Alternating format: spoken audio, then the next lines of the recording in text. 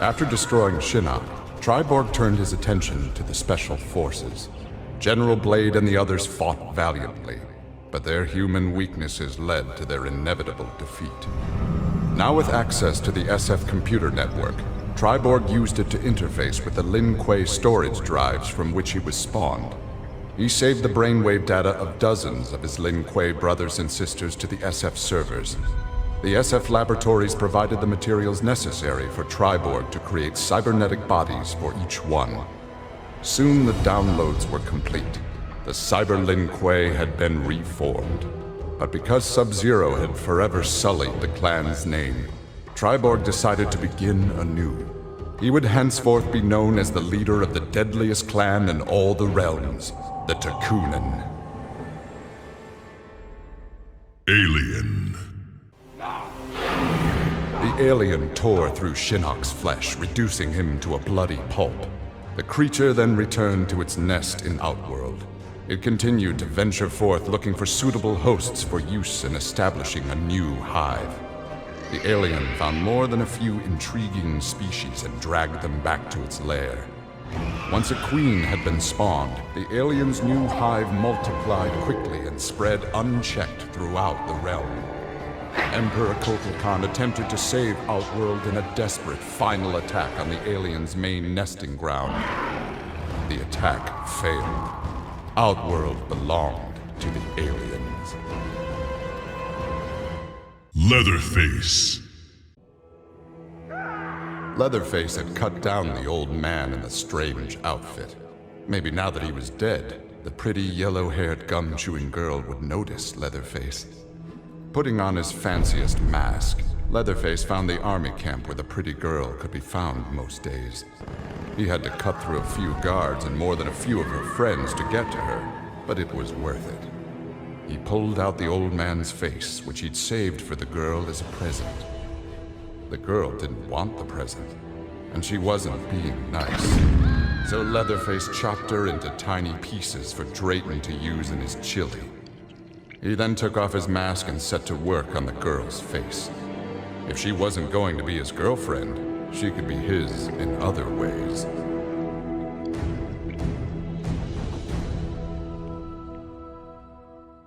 Boraicho. Having learned that Outworld was now protected by the Mortal Kombat tournament, Boraicho returned to defend his homeworld. He was no friend of KOTAL, but no realm deserved subjugation. Boraicho began training Outworld warriors for the fight to come. With Boraicho's fighting skills and leadership, Outworld repelled the Earth realm aggressors. His former friend Raiden had been denied. Predator. This world called Earth produced many worthy opponents, which made for excellent sport. Some possessed a power previously unknown to the Predator's race, sorcery. The Predator sought to harness this new power for use in his conquests. He analyzed a trophy from a recent battle and eventually discovered its secrets. With the power of sorcery, the Predator was unstoppable and decimated whole worlds single-handedly. He had become the apex predator. Jason Voorhees. Like Scorpion, Jason Voorhees was a revenant. A vengeful spirit returned to life. Hundreds had fallen victim to his bloodlust. Liu Kang, now ruler of the NetherRealm, took notice. An immortal killer like Jason would be useful in his plans for conquest. He drew Jason into the NetherRealm and offered him an endless bounty of slaughter in return for his allegiance. Jason's simple reply was to destroy Liu Kang. Tanya. With MILEENA executed, Tanya's dreams of a free Edenia seemed dead as well. She and the other rebels were fugitives from KOTAL Khan's justice. Her fellow Edenian, Raiden, had proved a powerful ally and a satisfactory consort, but he had become useless to her. In exchange for leniency, Tanya informed the Khan of Raiden's whereabouts. Imprisoned but alive, Tanya's plotting began anew.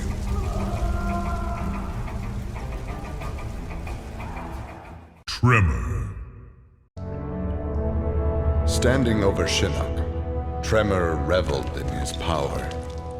Much had changed since the Black Dragon's excursion to the Dream Realm. Kano had sent Tremor's team there to retrieve a psych bomb to be used in Kano's theft of Shinnok's amulet. Exposure to that realm had increased Tremor's power and expanded his mind. He would evolve into an earth elemental, a demigod whose power would rival that of Raiden and Fujin. GORO. The Shokan had become outcasts for refusing to aid either side in the Outworld Civil War. But with the conflict over, Prince Goro decided to re-enter the political landscape. Kotal Khan's armies were weak from years of battle. MILEENA's rebels were scattered. It was an easy matter for the Shokan to seize control. The newly crowned Emperor Goro had his rivals exterminated. No Aztec, Khitan, Edenian, or Tarkatan would usurp his throne.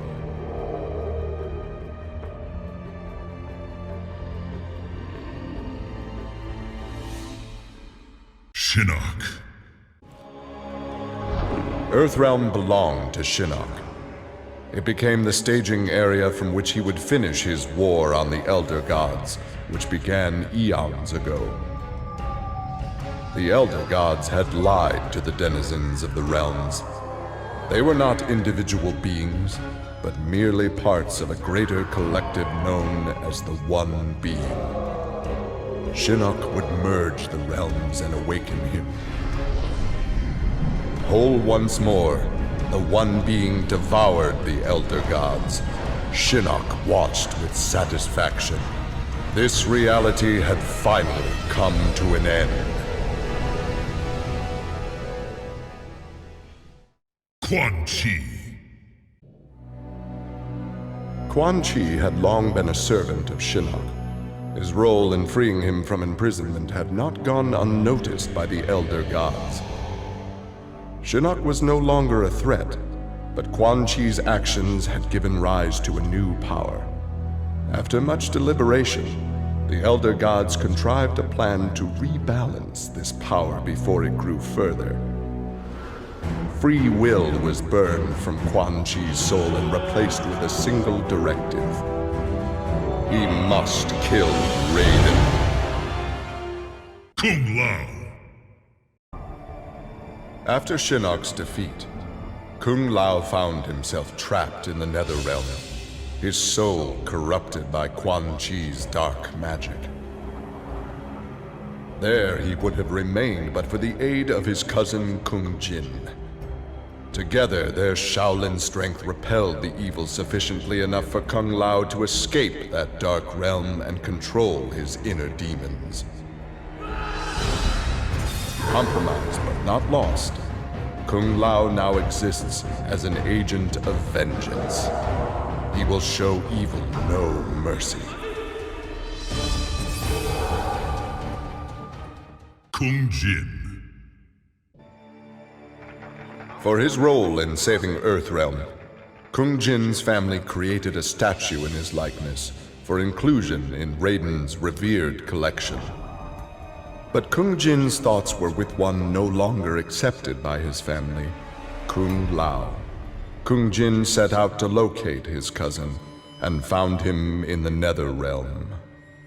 Raiden believed Kung Lao's tortured soul was forever trapped without Quan Chi's magic to free him.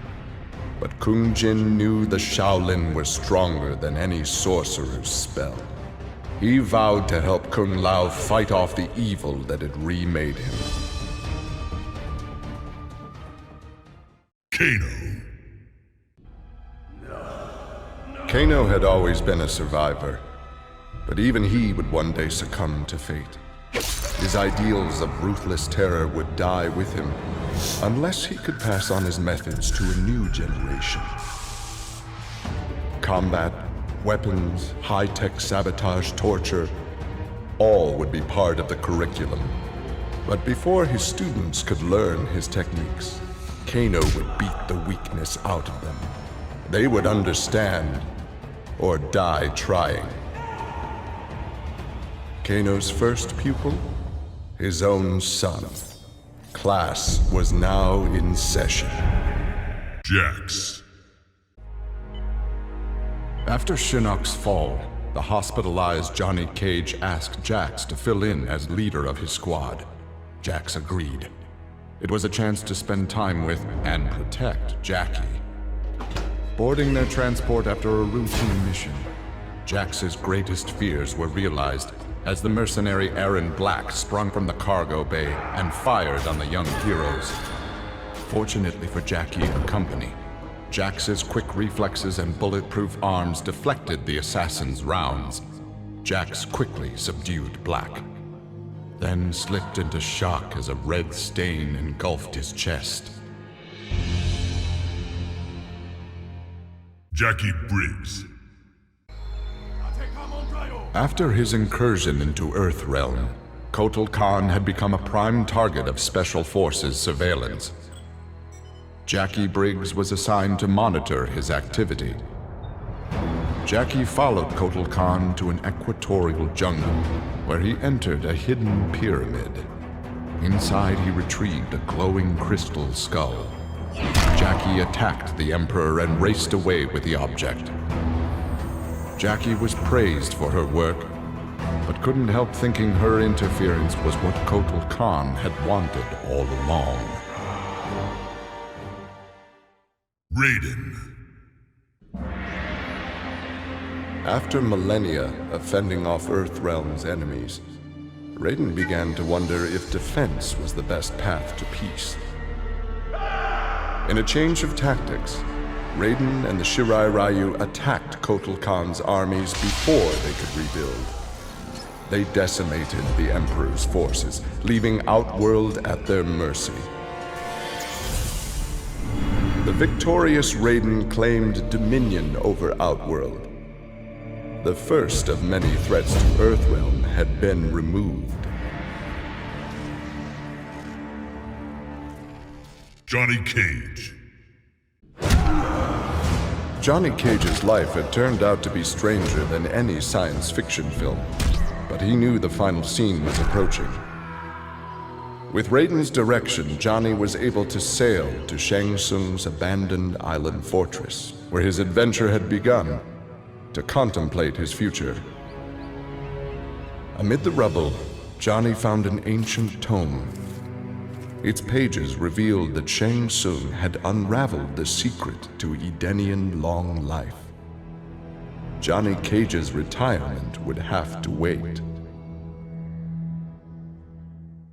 Sonya Blade. Exhausted by her ordeals, Sonya slipped into a deep sleep and began to dream. Kano held Jax and Cassie hostage. He made Sonya choose who would live and who would die. Seeing no way to free them both, she chose Cassie and screamed as Kano killed Jax before her eyes. Still screaming, she was awoken by Johnny. He had horrific news. Jax was dead by an assassin's bullet. Cassie Cage. Cassie Cage's impressive victory over Shinnok led Raiden to give her a new important task: hunting down a soul stealer. Cassie did not have to be told that the suspect could be a resurrected Shang Tsung.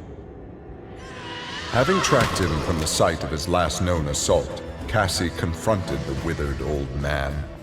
He fought desperately but was ultimately defeated. As the old man lay dying before her, Cassie asked asked his name. With a mixture of sadness and relief, he whispered, Shujinko. Erron Black.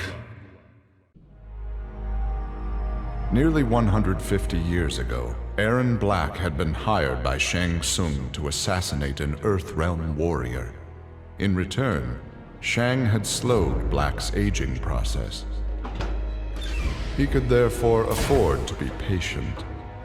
If an employer wanted someone dead, they would be in time.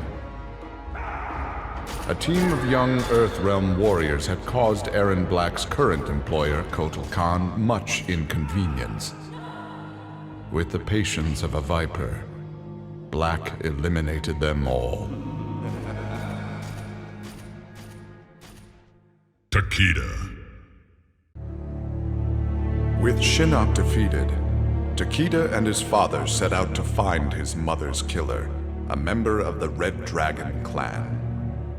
Special Forces tech enabled Takeda to locate the clan's base and disguise himself and KENSHI as they infiltrated their ranks. Deep within the mountain stronghold, Takeda discovered an actual dragon, a prisoner of the clan. The creature used its magic to divine the murderer's name, then transport Takeda and KENSHI to a faraway cave. There they discovered a man encased in a stalagmite. The dragon had said this man would also have reason to confront Su Qin's killer. Takeda began to free him.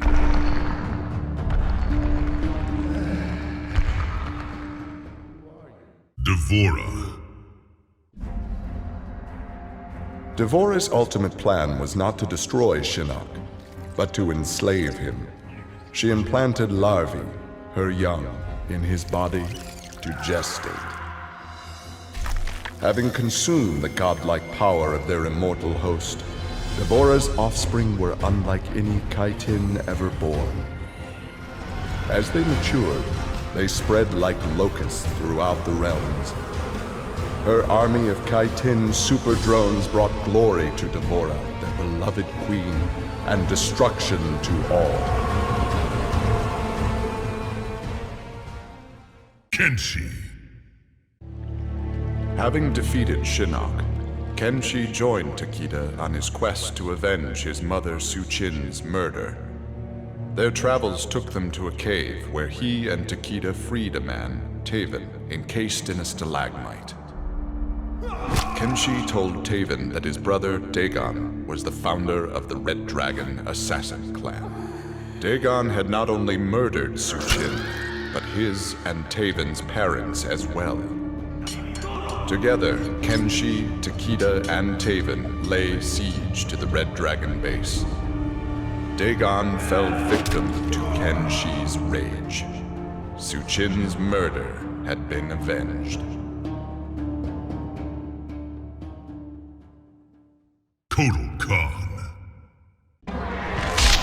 KOTAL returned to Outworld determined to rebuild his forces.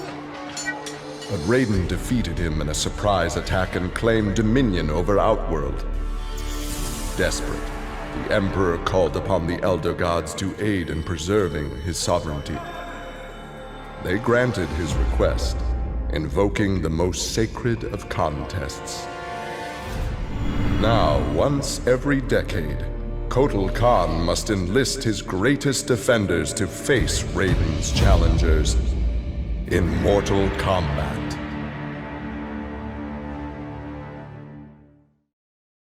PREDITOR. For many years, FERRA and TORR were a symbiotic pair, as is natural with their species. But that bond was broken when FERRA came of age and began the Great Transformation. PREDITOR returned to the Tarkatan Wastes, where FERRA began her metamorphosis. The process took an agonizing 3 Outworld years, during which time TORR withered and died. Now a brute, FERRA will be chosen by a rider. A new symbiotic pairing will be forged, and new battles will be won. Ermac. Alone once more, Ermac searched the labyrinthine corridors of Shao Kahn's old fortress, searching for the source of a faint voice calling to him. Suddenly, a wisp of dust brushed his chest, wrenching free one of his many souls. The dust took the form of a man who began to consume soul after soul. As the weakened Ermac stared helplessly, he recognized the mysterious figure. The sorcerer Shang Tsung, returned from death. Reptile. After Shinnok's defeat, Reptile was ordered to Earthrealm by KOTAL Khan to assess the damage. Such intel could prove useful in future conflicts. Stumbling upon a collapsed cavern, exposed during the crisis, Reptile was shocked to see raptors emerging from within. Unlike the rest of his race, these raptors had never left Earthrealm for the doomed realm of Zaterra, and thus had remained safe and hidden. Alone no more, Reptile vowed to remain with his rediscovered people and reclaim their Earthrealm homeland. Liu Kang. With Shinnok defeated, Liu Kang explored the NetherRealm, a world that, without Shinnok's controlling power, had descended into chaos. Liu Kang was no sorcerer or elder god, but his fighting skill was more than enough to beat NetherRealm's demons into submission. Liu Kang realized that NetherRealm was his for the taking, and that ruling appealed to him. He would assume Shinnok's throne and ponder the conquering of other realms. Kitana. Kitana found herself walking the streets of a magnificent, shining city. This was Edenia, a realm freed from Outworld, and Kitana was its beautiful queen. This was the timeline unaltered by Raiden. Earthrealm had been destroyed by Shao Kahn, but Kitana had survived Armageddon and united the other realms to destroy him. Long-lasting peace was the result. Kitana awoke from this vision to find herself in the NetherRealm. She was not the queen of Edenia, but a revenant of hell, and she hated Raiden for it. MILEENA. Overcome with exertion, MILEENA collapsed and felt her soul gliding through the ether. She awoke in an incubation chamber. Nearby were countless others, each containing an exact copy of her. MILEENA found she could read each being's mind and they hers. They quickly realized the benefit of so many fierce warriors sharing one mind. As they plotted revenge on their enemies, the architect of the MILEENA's awakening laughed quietly. Sub-Zero. Grandmaster Sub-Zero knew his Lin Kuei clan would need more than martial arts to stave off future threats to Earthrealm. In the frozen reaches of Outworld, he found the answer. A female frost dragon with a clutch of eggs. With his ability to freeze, Sub-Zero hatched the dragonlings. They accepted their Lin Kuei masters and their training as combat mounts. With a force of dragon riders, the Lin Kuei's ferocity became legend.